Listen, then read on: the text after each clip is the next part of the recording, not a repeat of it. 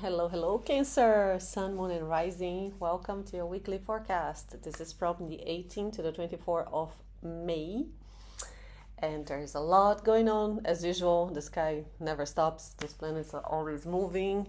We have some shifts in the air we're gonna talk about, and we're gonna explore your chart together because I haven't really looked prior to the recording, but we're gonna dive in.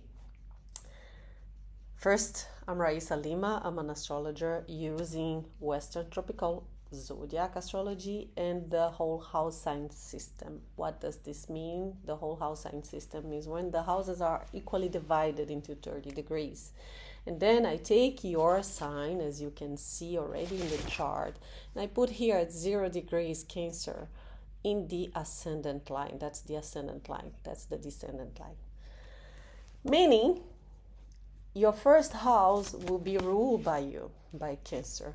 Meaning, you should watch your rising sign first because that's your rising. Yeah, I have the rising in Cancer.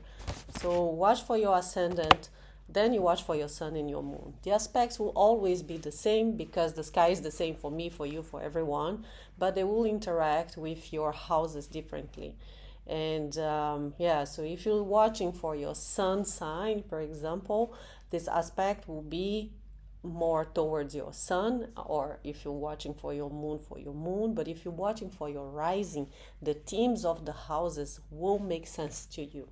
So again, my suggestions start with your rising sign, and then if you want, you can watch your sun and your moon as well.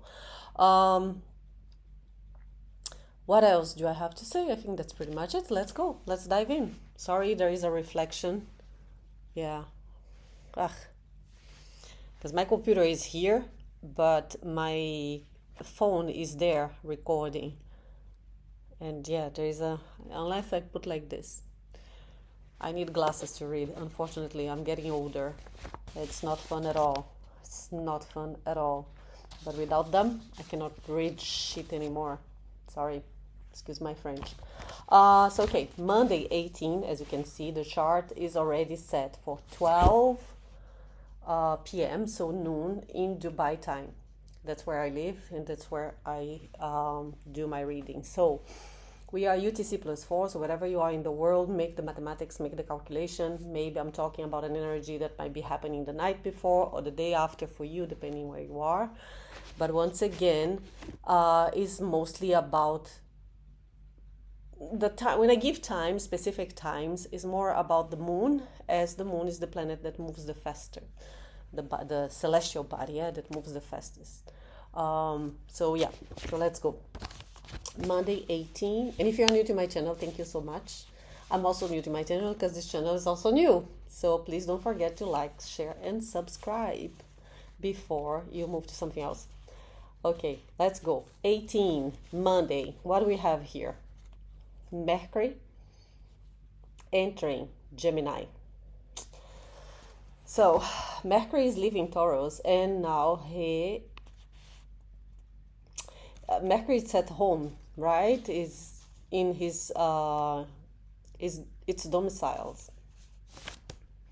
Mercury rules Gemini, so it's one of the favorite places to be. And that's when suddenly the mind gets faster, the thoughts multiply, conversations open, ideas starts moving. But that's not a very quiet Mercury ingress, because immediately Mercury will meet Uranus, as you can see here, 1 degree, and begin sextiling. Also Neptune in Aries. That's a sextile that will be perfect the next day on the 19th. So it's not just mental clarity here. This is a little bit of an insight with Neptune. Downloads. Suddenly, plus is in your 12th house, which is the subconscious, is your dreams, is the things that happen behind the curtains, in the background, not seen. So now Mercury here is working your subconscious. It's about your mind, the way you think, but it's nothing, it's not open, it's not outward. With Neptune, That's beautiful for downloads, for unexpected ideas, spirituality. Yeah, it's the kind of thinking or thoughts or mental clarity that arrives before you can explain where it comes from. The moon is also in Gemini. That's at noon, so you can see around this time it's not making any aspect to anything. So emotions might feel very much observational, more than dramatic, right? So we're processing through the mind, not through the body. And in the background as well, we have Mars that continues. Remember, if you watch me, you can see from the previous week, I was talking about Mars in Aries, sextiling Venus in Gemini. That was the whole week, still going on. It's going to be as it best tomorrow, but tomorrow, on Tuesday, there's a change because they are both, as you can see, at 29 degrees. So they are both changing signs when we're going to talk about this. Yes, the very last degree. So it's still when desire meets movement, attraction meets courage. Yeah, there is heat in the words, flirting, creating, initiating, reconnecting. All that happened very quickly. Mars was on your 10th house about your careers. Venus on your 12th house again is the subconscious, is about your dreams. And now, when they move, Venus is entering your sign. Venus is going to Cancer. It's going to be in Cancer. Let's talk about it. But first, let's finish on Monday. So Monday, you might have some message that comes suddenly with these conjuncts between Uranus and Mercury. Idea that comes out of nowhere. Conversation as well.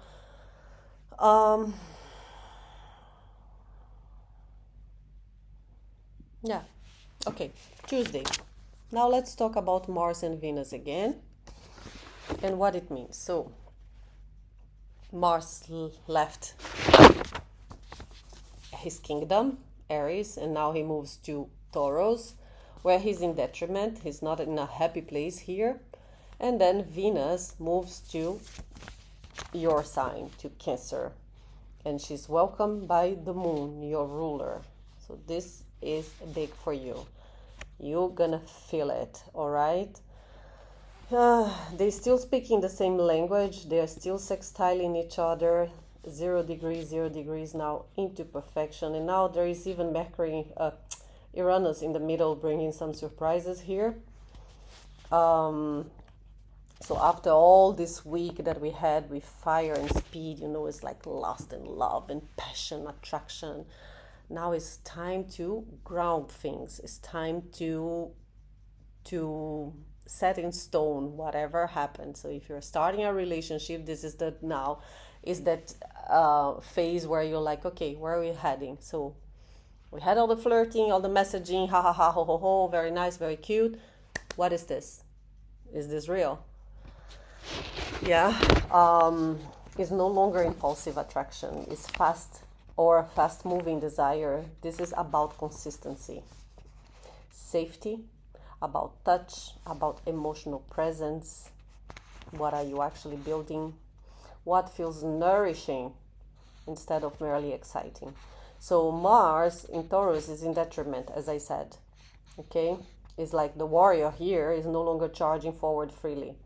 Actions become a lot slower and heavier as well.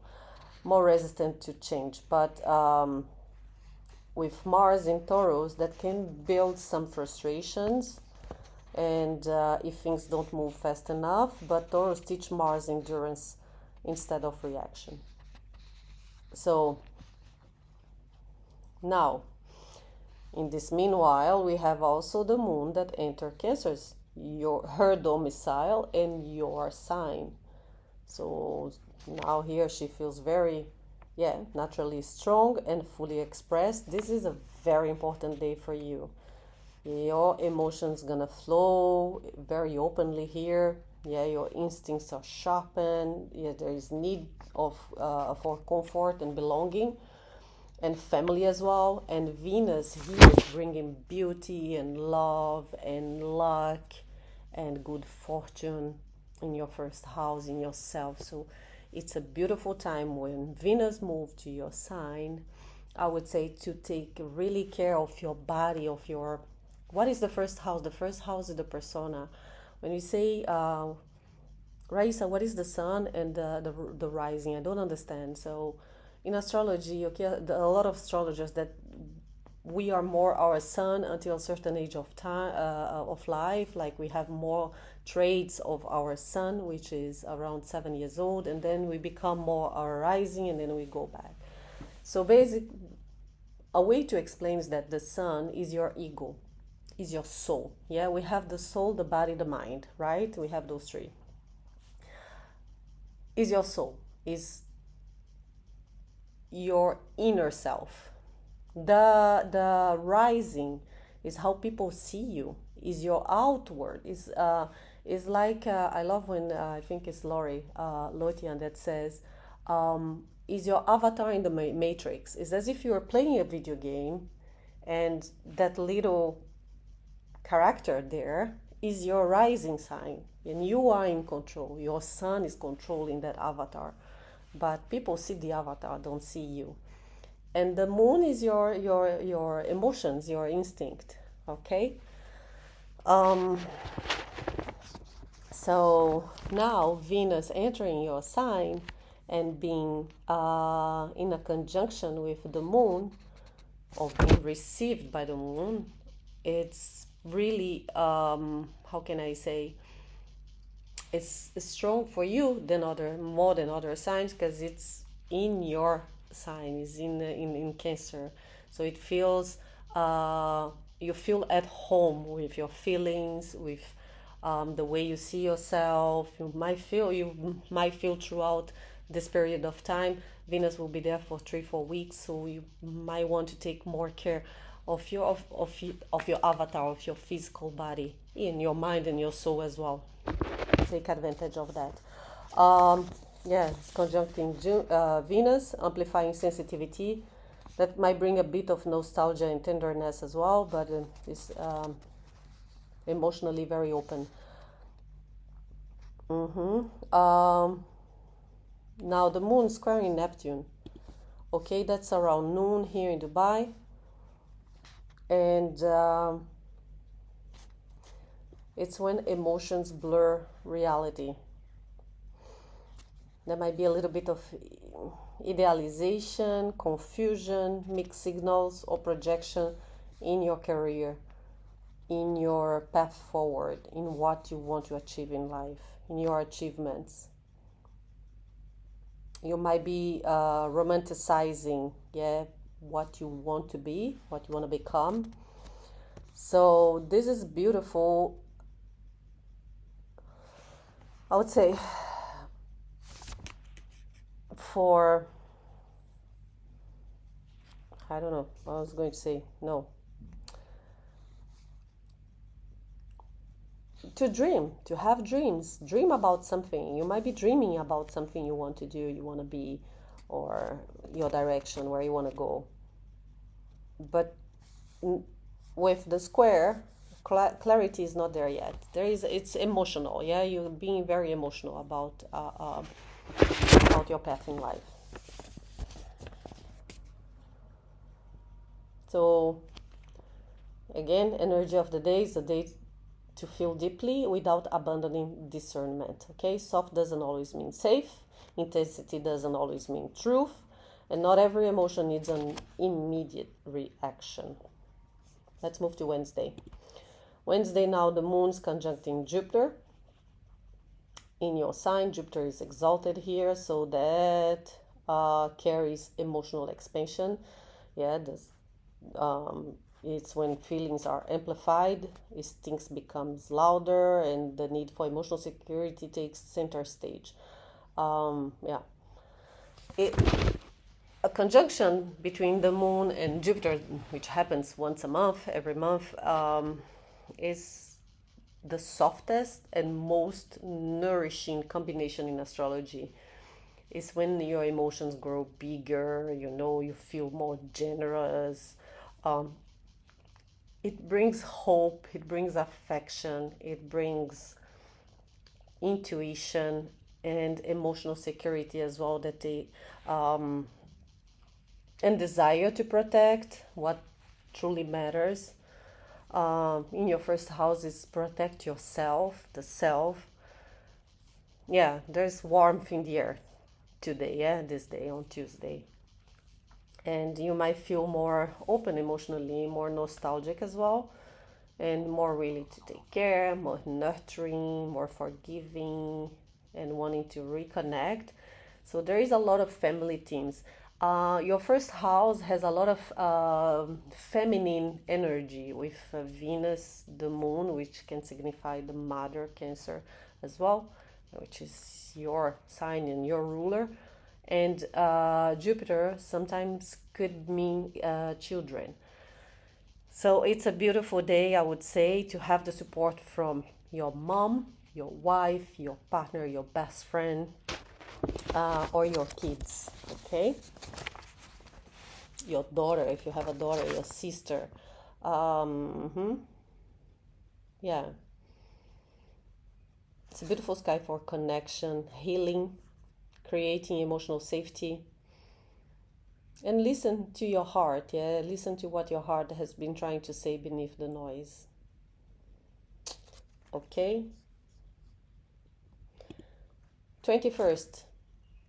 That was 20, it was Wednesday. 21st, Gemini season begins. Now we have the moon and the sun, entering Gemini and conjuncting Uranus. So Thursday feels a bit electric.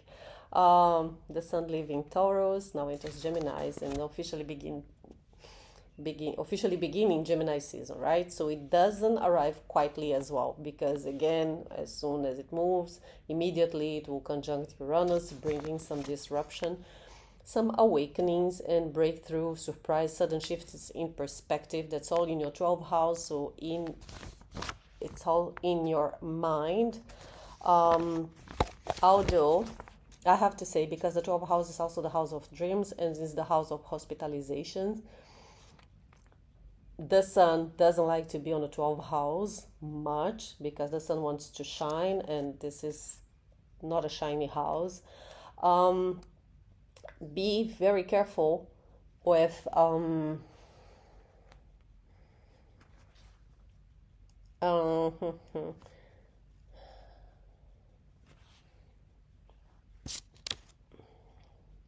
it does not apply for everyone, okay? Take as it resonates, but maybe some of you might be some daddy, some father that could be sick or needs to be hospitalized, or you might have this sudden surprise that your father is in hospital. That could be it, okay? You receive a message that your father didn't feel well on this day and ends up in hospital.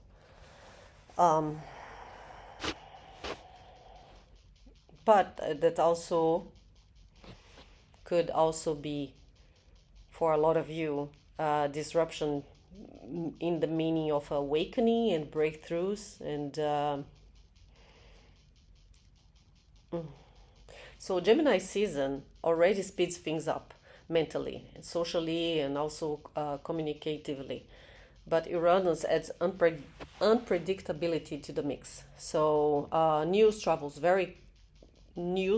quickly. Conversations become a catalyst. Plans can change here suddenly, and people crave freedom, movement, stimulation, and new possibilities. Stagnation becomes unbearable under the sky. Yeah, welcome to the time of crazy maze. Meanwhile, we have the moon now leaving your sign and moving to Leo. And that adds visibility, creativity, emotional expression to the atmosphere, okay? Now she's gonna sextile the Sun and Uranus, helping us integrate change with confidence instead of fear. Ooh. There is courage here to try something different, or to say something unexpected, or to break out of an old pattern as well.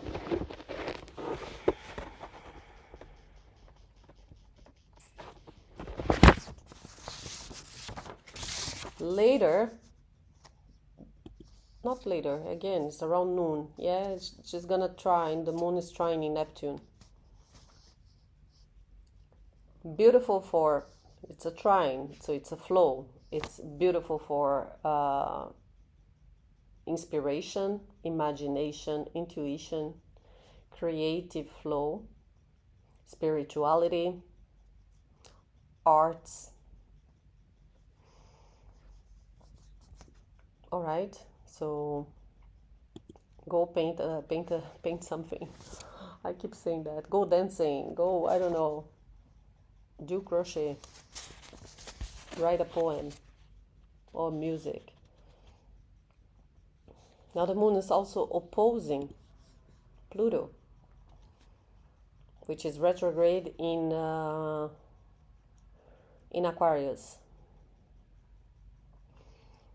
So that changes a little bit of emotional tone. And here, second house with 8th house, I would say power struggles or emotional triggers around money, financial problems, maybe.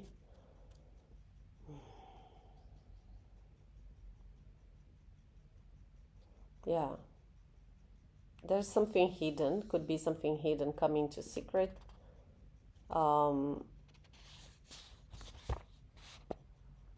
But yeah, you might feel restricted financially. You're not making enough money, and you feel like there is something you need to change, you need to transform in order to increase your income.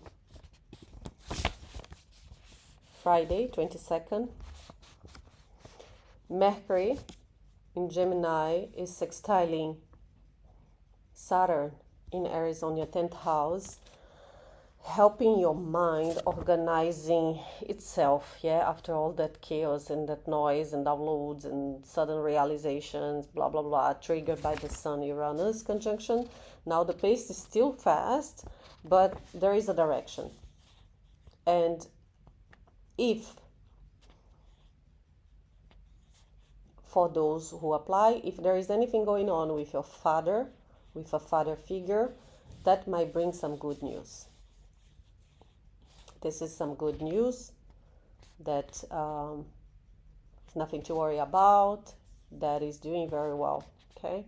He's coming home, he's going home.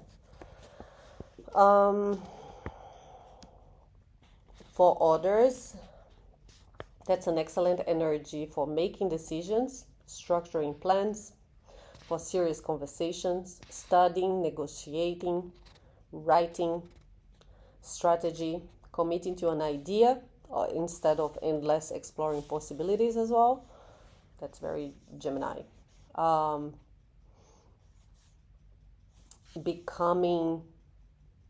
Talking about a leadership, a better position, about after all the tension that you felt regarding money, the next day, Friday, is a good day if you want to have a conversation and say, hey, I'm willing to take a better position in this company. I'm willing to become a director, a CEO, because Saturn is authority as well. Yeah. It's a duty, it's responsibility as well. It's not only restrict, but it's also the elder expertise, mastery. So when you're like, okay, I'm very good at it. I've been doing this for a long time, and I think I can do it. I can get promoted.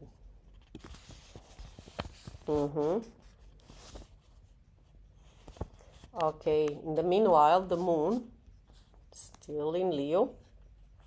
Yeah, remains in Leo early in the morning, forming a trine to Saturn. So that's very nice. So it adds to the conversation, to your mental, with the ideas that you have. Now your emotions are in tune as well. It brings some emotional steadiness to the atmosphere. Okay, it helps stabilize reactions and gives strength to follow through on what matters instead of getting distracted by temporary emotions. So that's a beautiful day, Friday, for you. You might need to take action. It's the kind of energy that helps people move from inspiration into construction. Instead of what if, it's no, let's do this. Let's do this. I get it. Take advantage of this energy. Don't let it pass. Saturday. Now the moon shifts to Virgo. And the moon entering Virgo, there is a shift already in the whole atmosphere, because it went from Leo, expressive fire, into something a lot more observant and analytical and detail oriented. After days of movement and revelations and mental stimulation, the nervous system now wants order, clarity, answers, something practical. But be careful, because the moon in Virgo sometimes can be very spying on things, wanting to go into tiny details and precision. That's Virgo. It wants precision. So she will square Uranus and the Sun in Gemini.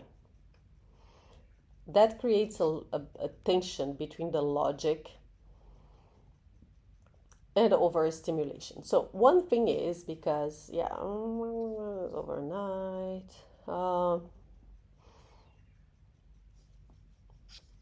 6 to 12 house is your sleep patterns as well. If Uranus here, and when it's squaring the moon, that might be a tough night at sleep. From Friday to Saturday, you might wake up a couple of times throughout the night, or you might wake up feeling extremely, how can I say, like, whoa, when you get those dreams, when you just wake up, you don't know where you are, what's going on. It takes like a little while to realize, like, go back to your body. Very electrified dreams and things like that. A bit of disturbed energy, sleeping energy. Here, what else?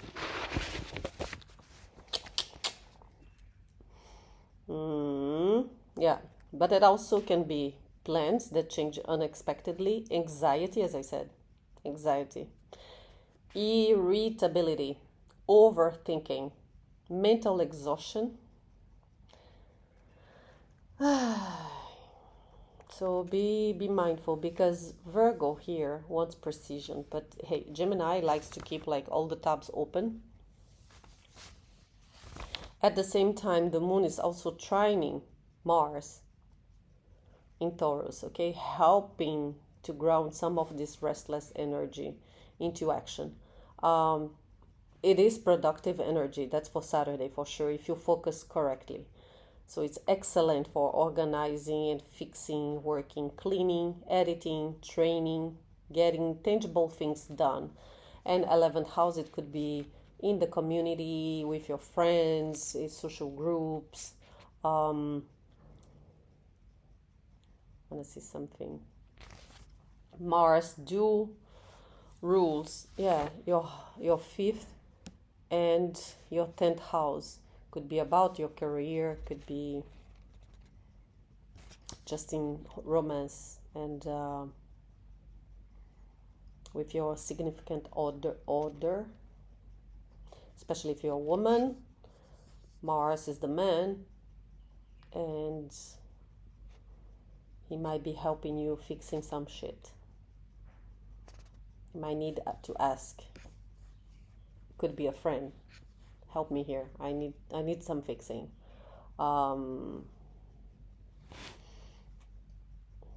Let's work together. Let's organize something, and so on. The moon is also sextiling Venus. Where is the moon? Where am I? Wait, what did I do? I hate when I do this. It's okay. Yeah, later. It's gonna be later. The moon's gonna sextile Venus in Cancer. I think it's at the end of the day here in Dubai. Softening interactions and reminding us that care can exist even inside chaos. That's what I wrote down. So there is support available through small gestures, familiar people, routines, nourishment, and emotional consistency. But also,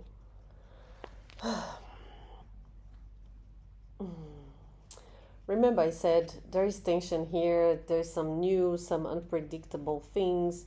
Maybe it is something with your father or whatever, and you just you didn't sleep well, it was a shit night, and then Saturday, you know what, I'm gonna take care of myself. Venus in your sign, first house.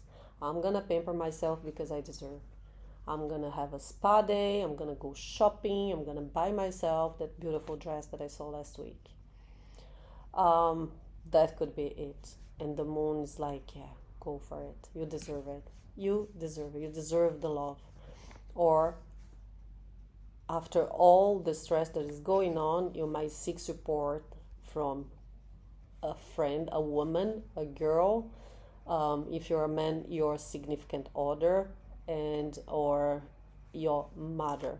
Okay, call mama. Let's go shopping, mom. I need to take care of me and you. That's the kind of energy for Saturday. Now the moon, as you can see, is conjuncting the south node. That's pulling old emotional patterns and habits and fears as well, and coping mechanisms in this day on Saturday. It can bring memories closer to the surface. Okay, something from your past is being, you can feel, it's the same feeling you had probably in your childhood or something that happened when you were a kid, and it comes back. Yeah, you might feel emotionally drained without understanding why. Third house, it could be something with your brother or sister, your siblings, but it could be in the neighborhood where you live, or just because of some patterns about selling, writing, publishing, or learning. Maybe you didn't graduate, you didn't finish high school or whatever, and you know there is. I don't know, you guys. You know, when you have these dreams, I always have the same dream that I'm back in school. I think I have something that I don't know, and I need to graduate and I need to finish and I haven't accomplished that. So that's the kind of energy, and you feel like that's the same feeling that keeps coming back and you can't quite explain. But anyway, that's not necessarily a dramatic day externally, but yeah, something's rearranging itself. Yeah. Let's move to Sunday. Let's close the week. There's a bit of a crossroad energy on Sunday. The moon still in Virgo. Where's my mouse here? Starts the day squaring Mercury in Gemini. Starts the day, it's gonna be squaring. That's at noon or even the afternoon, I think. Here, Dubai, perfect at 2 p.m. as you can see. That creates tension between emotions and mental overload. Misunderstanding, overthinking, once again, anxiety and irritability, or it could be something with your brother or sister.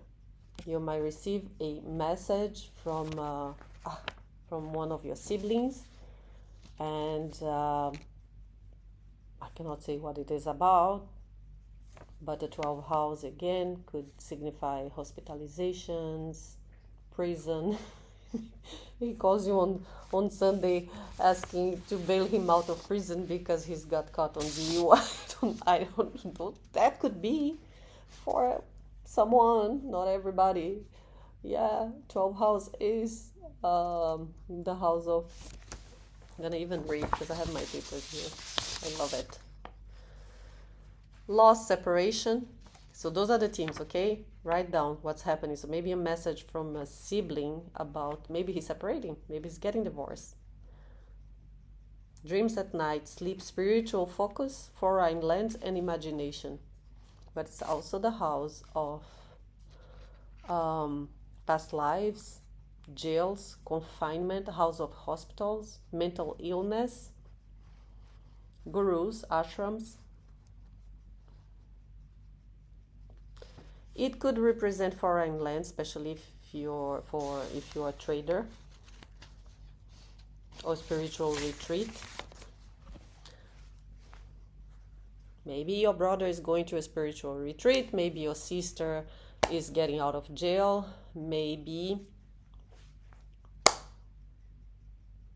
he's getting a lot of money with the sun next to it. Could be as well that, wow, he made a trade and it's money that's coming from foreign lands, from other countries, and he won a big deal in money. What else do we have? Sun in Gemini. Okay, I'm lost here. At the same time, the Sun in Gemini is sextiling Neptune in Aries.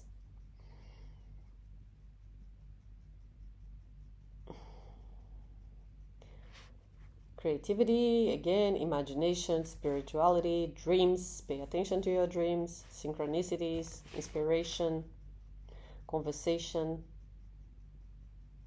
Ideas arrive through intuition as much as logic. But the sun is also squaring the nodes. Oh yeah, Sunday, that's an important day because the sun is squaring the nodes, and then Mars is making a nice alignment to the nodes as well. So the sun squaring the nodes, there is tension between past and future, between comfort and growth, for sure, and your old identity and a new direction in life. Your new direction is here, 9th house. You might feel pulled between what is familiar and what you know you need to evolve towards. So decisions that are made under nodal aspects, they often carry longer consequences than expected. My suggestion, Sunday is not a day for big decisions. Okay? Now, the decision could be moving to a foreign country, learning something else, becoming, especially with Pisces here, about your spirituality. Yes, maybe you want to become a monk, maybe you want to be a guru, maybe you're going to an ashram in India for a month. Why not? Cancer, this is all in here, all in the game. If you decide to do so, just understand that the consequences of your actions will be fated. It feels fated. Okay, whenever the nodes are activated, that's the atmosphere.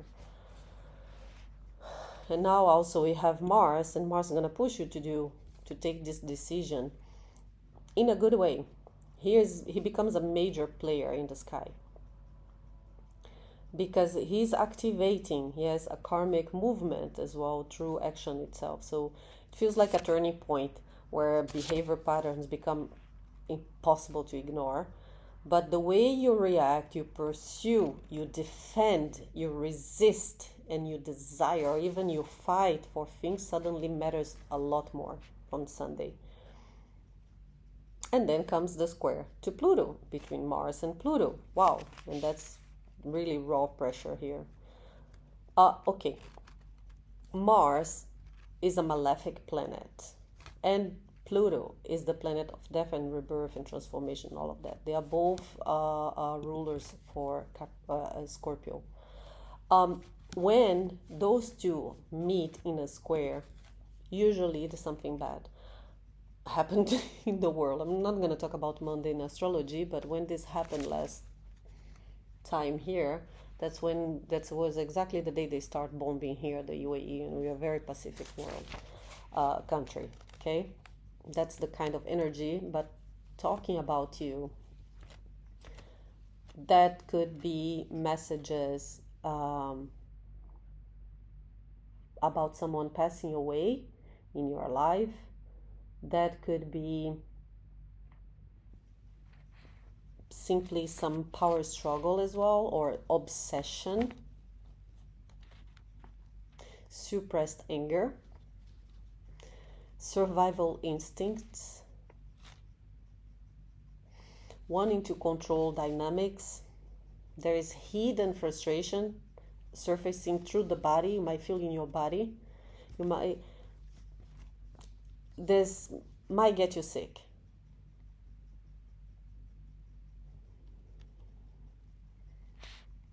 Yeah, Mars in Taurus already moves slowly, storing tension. That stores tension physically instead of releasing it immediately. And then Pluto, retrograde in Aquarius, forces confrontation with deeper psychological truths. 8th house on top of that. It's the house of death. It's the house of psychology. So together they create an atmosphere where emotion can intensify quietly until something finally cracks. It's like it builds, and then there's this explosion. Like, you can, where am I doing? Something needs to die in order to be born again. That's the death and rebirth card in tarot. Yeah, it's like, okay, you need to let go, and the nodes are activated here. So there is something about your past that you really have to clear out. No more of that. I need to look forward, and that's the direction. That's pretty much how you finish this week. It's not light energy, I'm sorry, but it's transformational. Okay. What do you want? That's the big question. What do I want? And are you willing to confront in order to evolve beyond old patterns? Because this guy here is not allowing avoidance for long. All right, Cancer, that's what I have for you. And then, anyway, 45 minutes. My God, it's become, my videos are becoming very long. Before you go, let's see what's the energy, what the tarot cards want you to focus on this week from this 18 till the 24. I'm gonna pull any card. Ooh, the King of Wands. Beautiful. Yes, that's you. Very. The King of Wands is the master, is Saturn here sitting on your 10th house. Yeah, because wands are fire. That's very much Saturn in your 10th house. He embodied this energy of being a king, but with very creative, very driven to achieve things. Wait a minute, just let me get something. Sorry. Ouch. Sometimes I like to. He's powerful, yeah. It's mastering. Exactly, that's the word I was looking for. Mastering an art, setting an example. He's a powerful leader. So that's where you're getting. It's where you're going this week. Inspirational authority figure is. It's a role model. Not modest, not shy. It's boldly confident. That's very much the king. So this is the energy you have this week. Remember when I was talking about Saturn? So embrace that. If there is an opportunity here to become the king of wands with your Saturn in Aries on your 10th house, making a good aspect to Mercury and also to the moon.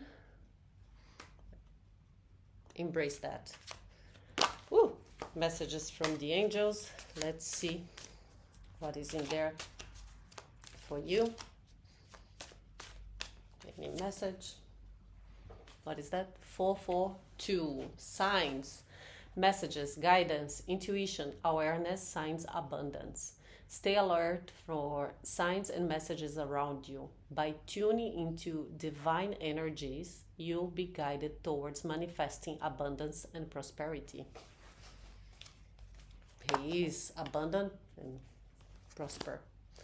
What signs or messages have I been receiving lately? How can I stay more attuned to divine guidance in my daily life? Keep a journal to note any recurring signs or messages you encounter. Trust your intuition and let it guide your decisions, knowing that divine energies are supporting you. That's what I have for you. Cancer, my lovely ones, I wish you a wonderful week. Please write me in the comments if when things happen, if the energy matches, or anyway, anything. I'm always happy to hear from you, and I see you again next week. Bye for now.